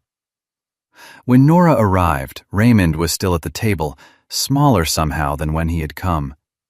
He gave a statement with his head down, voice cracking as Nora wrote. Elias kept the papers. He kept the receipt. Later, with Nora present, Raymond showed them the text from Gideon. "Once the old couple signs and leaves quietly, your debt problem is handled." Nora's face hardened when she saw it. "That," she said, "is a road." Clara did not speak for a long time. Walter did not touch his son. Evening settled over the lake, soft and golden, cruel in its beauty. Raymond stood near the door, unable to leave and unworthy of staying. Clara sat at the table with Ranger's head on her knee, her fingers moving slowly over the place where her ring had been. Finally, Walter spoke. "One day," he said, voice low, "you'll learn there are things a man can sell and never buy back. A ring is one. Your mother's trust is dearer." Raymond wept then, but tears were not repair. Not yet. Elias stood in the doorway, watching the old couple sit side by side beneath the fading light. That the battle was no longer only about a house or land, or even Gideon Vale. It was about dignity. The kind the world took quietly from the old, one signature at a time. And the kind a man had to defend without becoming the weapon his enemy wanted him to be. The meeting hall of Larkspur Lake had never been built for judgment, but that evening it held the weight of a courtroom. It stood near the old library, a square brick building with narrow windows and a flagpole out front. On summer weekends, people used it for bake sales, school recitals, veteran breakfasts, town votes, and the occasional wedding reception when rain ruined better plans. Tonight, folding chairs filled the room in uneven rows. Fluorescent lights hummed overhead. The air smelled of coffee, old paper, wet coats, and fear. Elias Mercer stood near the back with Ranger at his side. The German Shepherd's cream-gray coat caught the light in muted bands, black shading along his back and ears, black harness edged in deep red. He was calm, but not relaxed. His amber eyes moved over the room, reading every shifting foot, every clenched hand, every nervous cough. Elias wore the same old military gray tactical shirt, the dark red thermal visible at the collar, combat pants worn at the knees, scuffed boots planted evenly on the floor. He looked steady enough to be mistaken for untouched. He was not. Across the room, Walter Bellamy sat beside Clara. Walter wore his best shirt, though the collar had frayed and one cuff had been mended by hand. Thin shoulders were stiff, his white hair combed flat, his scarred repairman's hands folded around the old toolbox he had insisted on bringing. Clara looked small beside him, wrapped in a soft gray shawl, silver hair pinned low, pale face tired but composed. Her left hand rested on her lap, bare where the wedding ring had been. That bare finger seemed louder than anything anyone had said. Raymond Bellamy sat 2 rows behind them, hunched forward, elbows on knees, face gray with shame. He had shaved badly, leaving a small nick near his chin. His wrinkled shirt looked like something chosen by a man trying to appear decent after forgetting how. He did not look at his mother. Deputy Nora Kincaid stood near the front table, compact and watchful, her dark hair tied back, her county jacket buttoned. Beside her were folders, copied documents, printed emails, and the evidence Elias had gathered.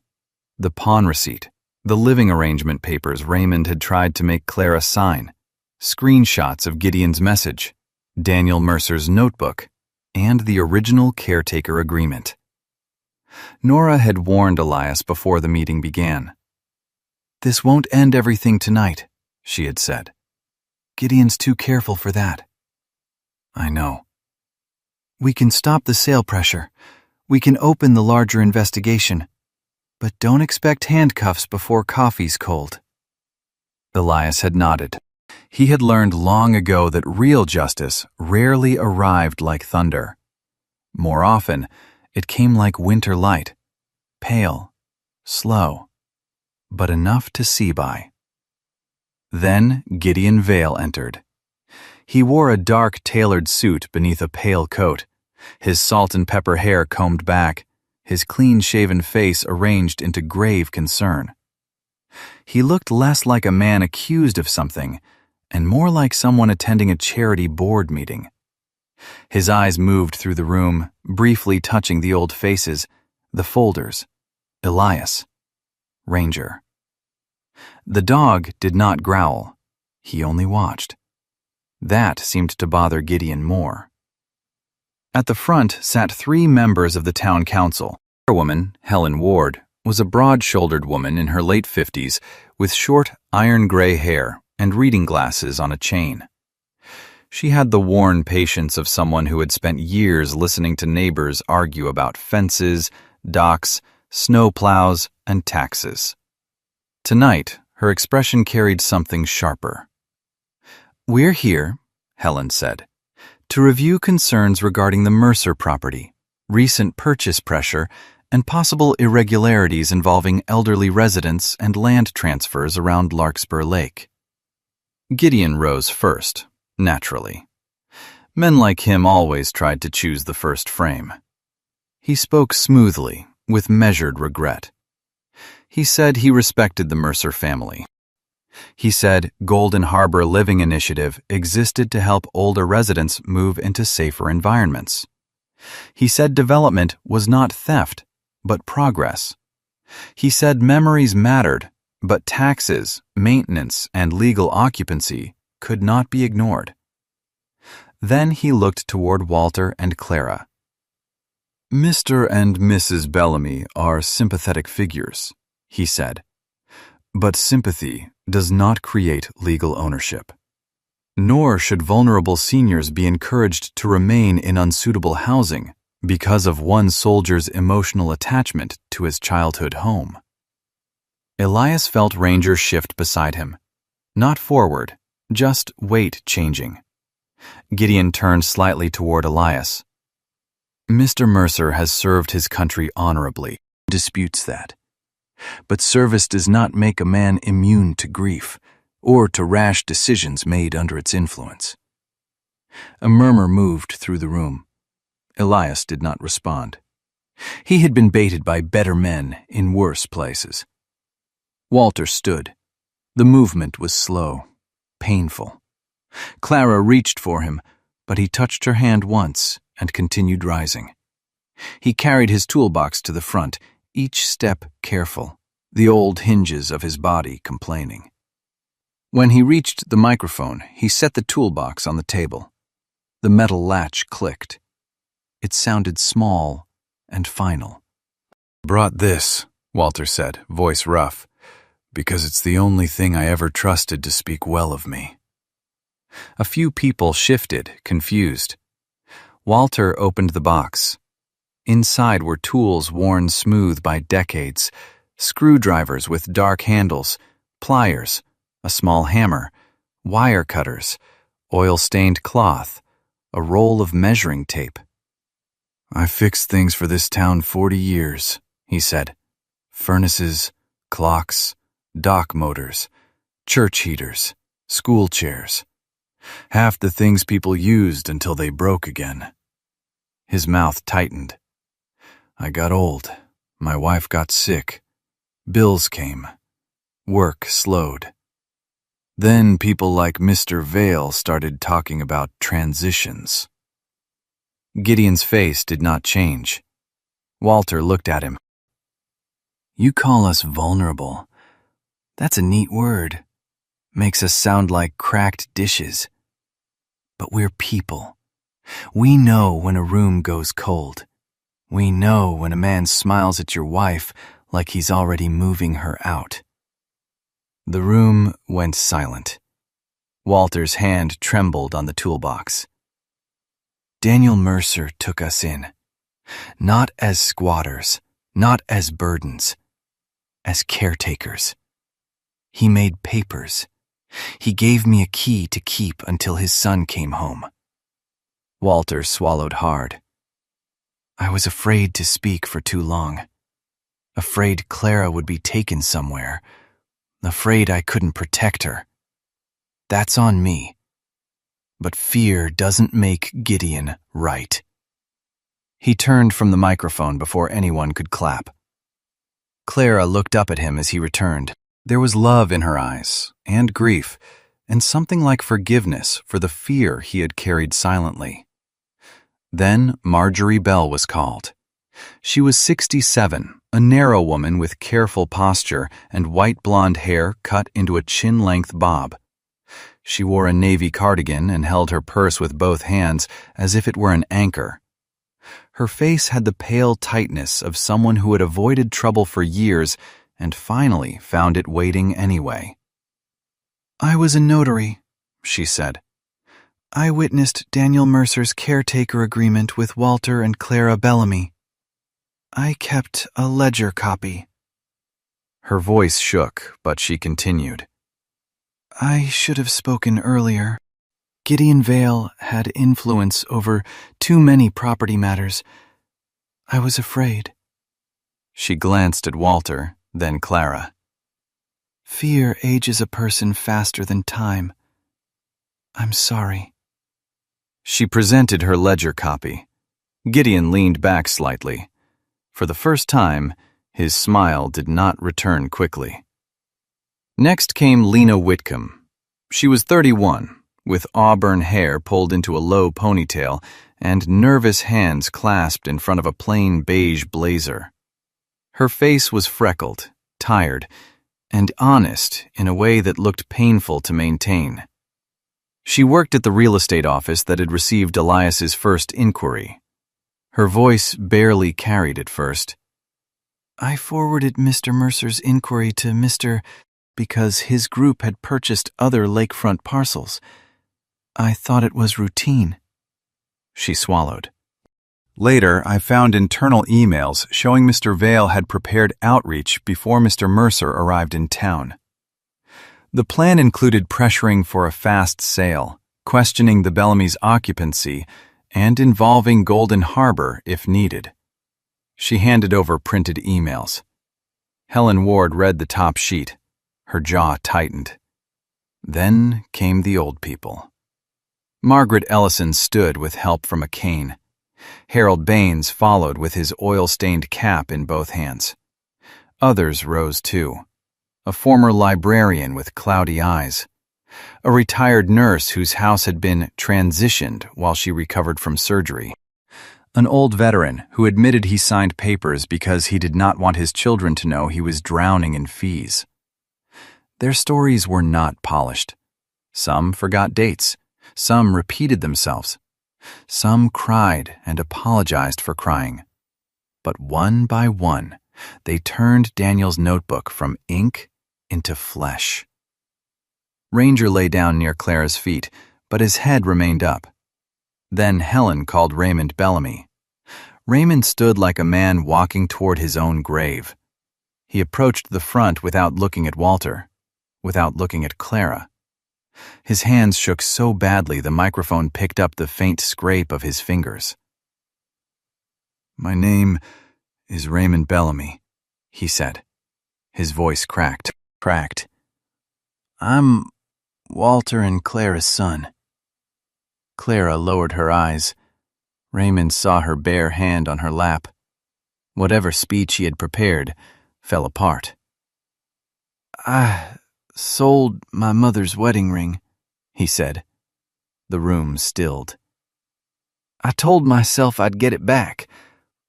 I told myself a lot of things." He wiped his face with the heel of one hand. "I owed money. Gideon Vale knew. He contacted me and said if I could get my parents to sign papers and leave the Mercer house quietly, he'd help clear the debt." Gideon stood. "This is absurd." Nora's voice cut across the room. "Sit down, Mr. Vale."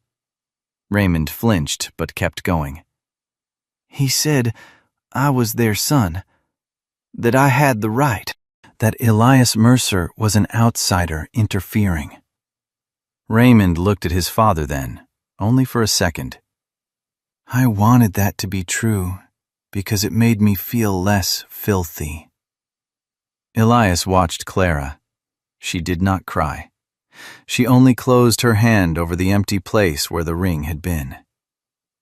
A son confessed before a town. A mother held the ghost of a ring. And every old person in the hall understood that betrayal did not always come wearing a stranger's face. Sometimes it came home, using the key you had left under the mat of your heart. In that silence, even Gideon's polished suit seemed suddenly thin, like paper held up before a fire. Nora submitted the pawn receipt, the authorization papers, message. Once the old couple signs and leaves quietly, your debt problem is handled. Helen Ward read it aloud. No one moved. Gideon's expression hardened, but he did not collapse. Men like him did not collapse in public. They rearranged. "This is being mischaracterized," he said. "A private conversation taken out of context." Elias finally stepped forward. He did not raise his voice. "Then you won't mind the county reviewing every transaction linked to Golden Harbor and your shell companies." Gideon looked at him. For one brief moment, the mask slipped. Cold anger showed beneath. Then Clara asked to play. The request passed through the room like wind through tall grass. June Harper helped bring the small upright piano from the side room where the school stored instruments for recitals. June was 28, slim, with dark blonde hair in a loose braid, and kind brown eyes that still held the quick nervousness of a young teacher before a crowd. She had once been Clara's student, and the respect in the way she adjusted the bench said more than any introduction. "Mrs. Bellamy taught me my first scale," June said softly. "She also taught me I was allowed to start over." Clara sat. Ranger rose and settled beside the piano bench. Walter stood behind her, one hand hovering near her shoulder. Elias stood at the other side, ready if she faltered. Clara placed her fingers on the keys. Her hands trembled. The first note nearly failed. June added a soft lower chord to support her.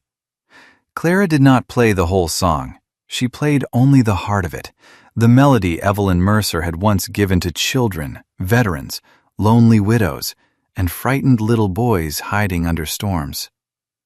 The notes were uneven. They were also unbearable. People in the hall began to recognize it. An old woman covered her mouth.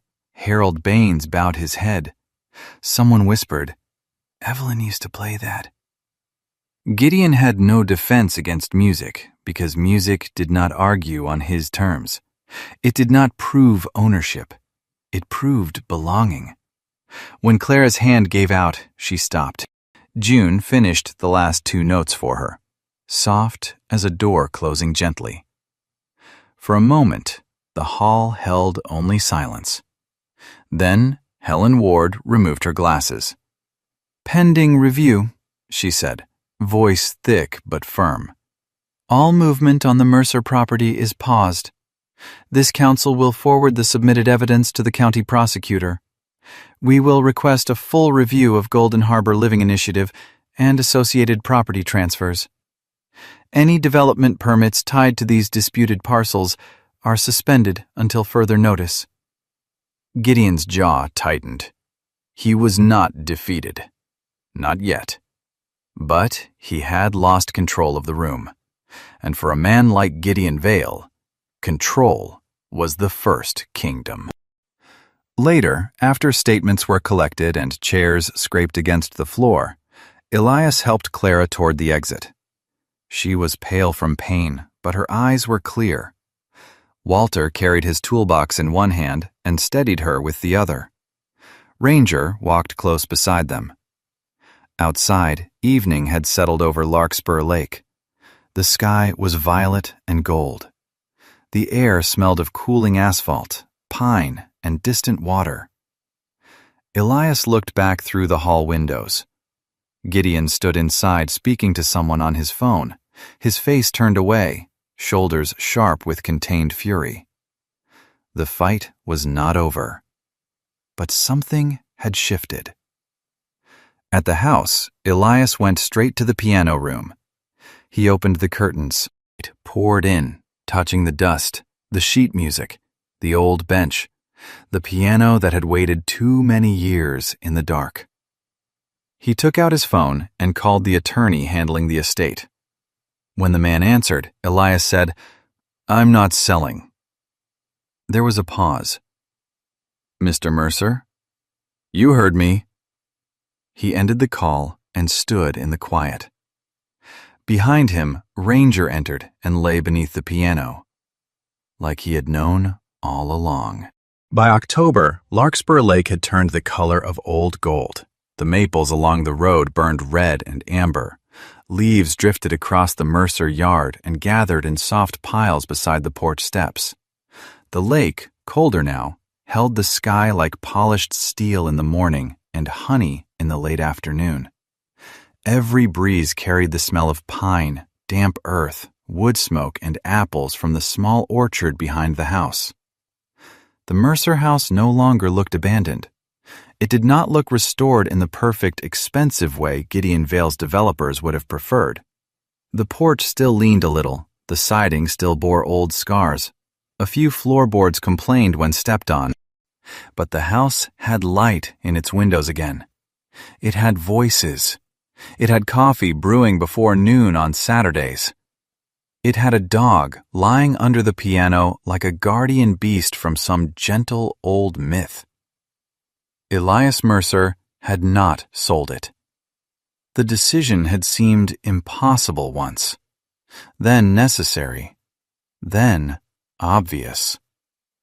Still, staying was not the same as healing. Staying was only the first nail driven into a new frame. The investigation into Gideon Vale and Golden Harbor Living Initiative continued through county offices and legal channels. Deputy Nora Kincaid had warned them all that justice moved slower than grief. Gideon had not been dragged away in disgrace. Men like him rarely vanished so cleanly, but the permits had been suspended, the Mercer property protected, and several disputed land transfers were under review. For now, that was enough space to breathe. Elias used that space the way he knew how, with work. He repaired the loose railing on the porch. He reinforced the steps. He checked every outlet in the piano room, replaced 2 cracked window panes, installed brighter exterior lights, and built a simple wooden ramp along the side entrance for anyone with a cane, walker, or tired knees.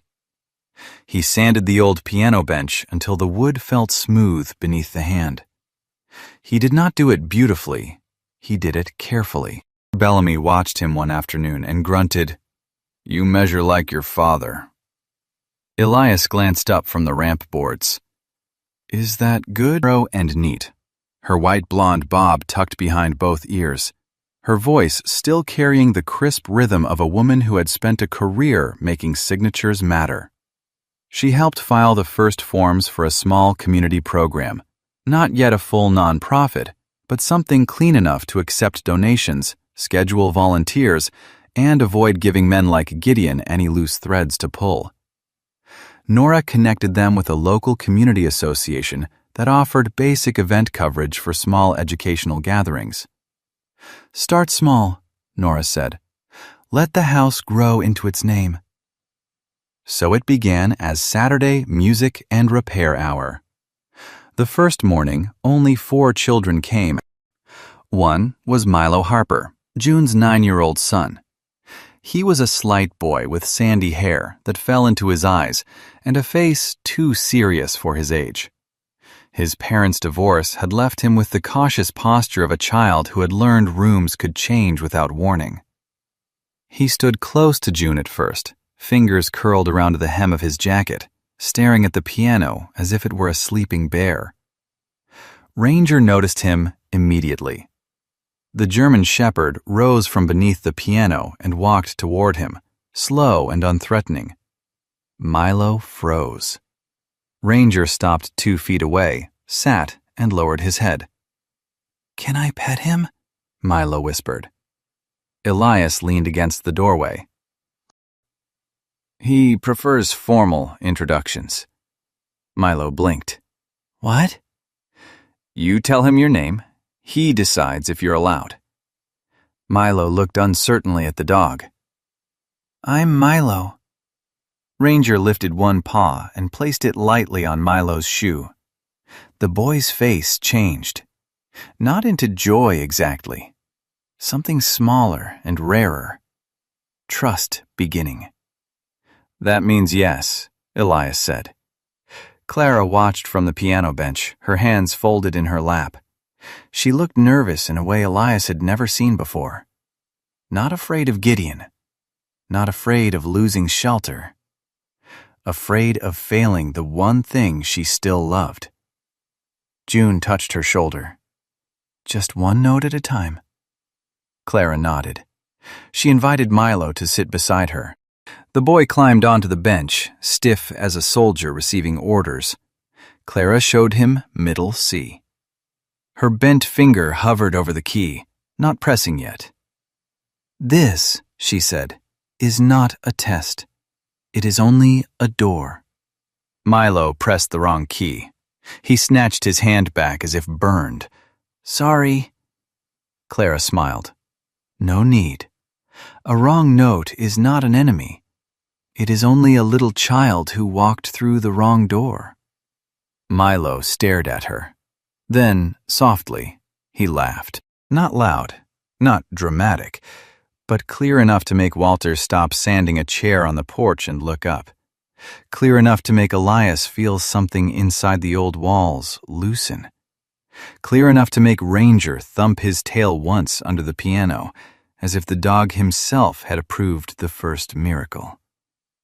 The house had not sung yet, not fully, but it had remembered how to listen. After that, the Saturdays grew. A retired choir singer named Mrs. Adelman came with a folder of hymns and breathing exercises. She was 81, round-faced, soft-voiced, and could still make children stand straighter by raising one eyebrow. A former carpenter named Samuel Ortiz arrived with blocks of pine and taught children how to sand with the grain instead of against it. He had copper-brown skin, white hair, thick wrists, and the patient sadness of a widower who missed having someone to build for. Harold Baines brought an old harmonica and insisted he was only there to watch. By the third week, he was teaching 3 boys how to bend notes badly and proudly. Walter opened the repair corner on the porch. He taught children how to tighten chair screws, oil hinges, replace a drawer pull, and listen for the difference between a loose board and a tired one.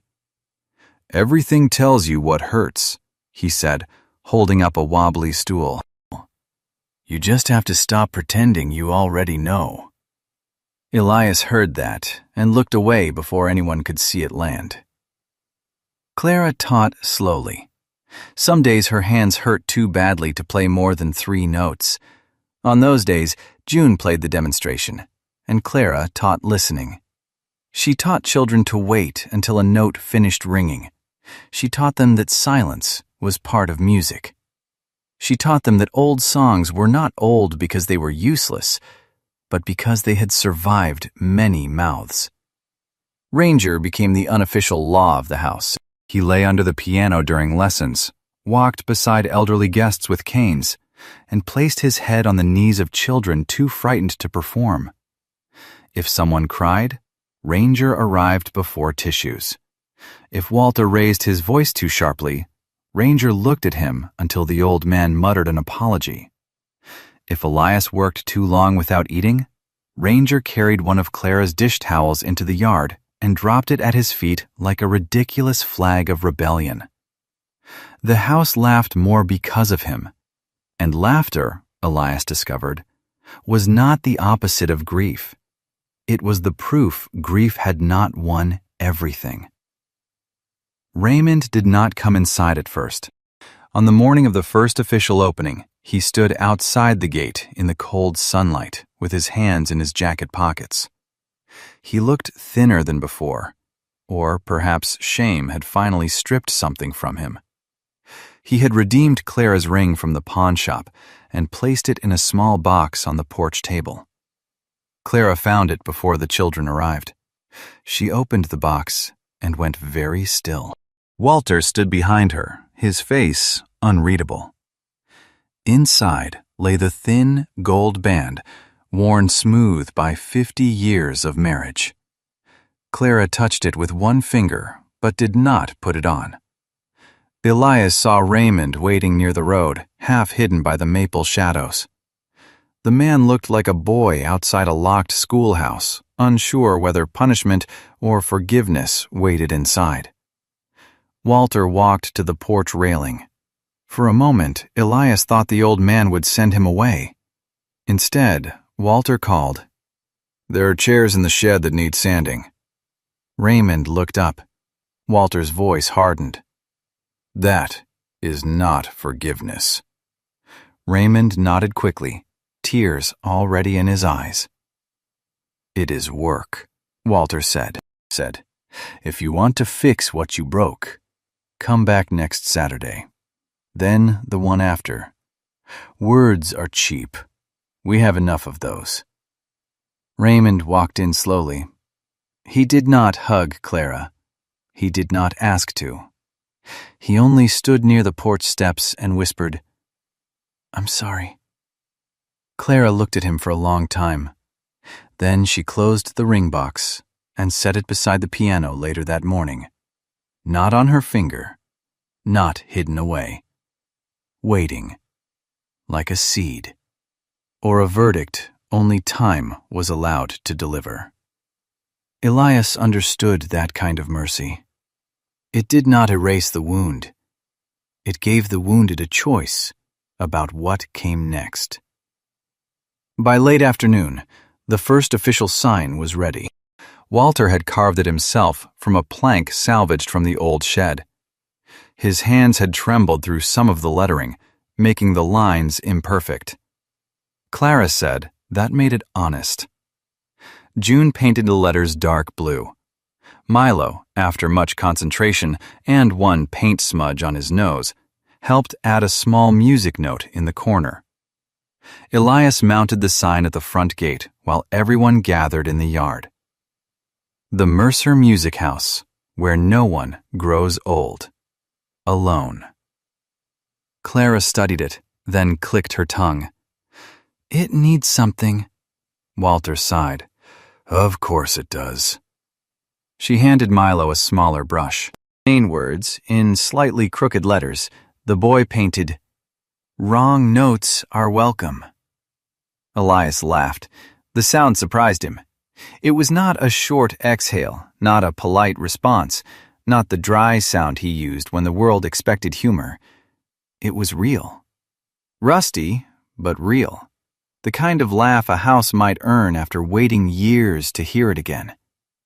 Clara looked at him, and her eyes filled. Walter pretended to inspect the sign's alignment.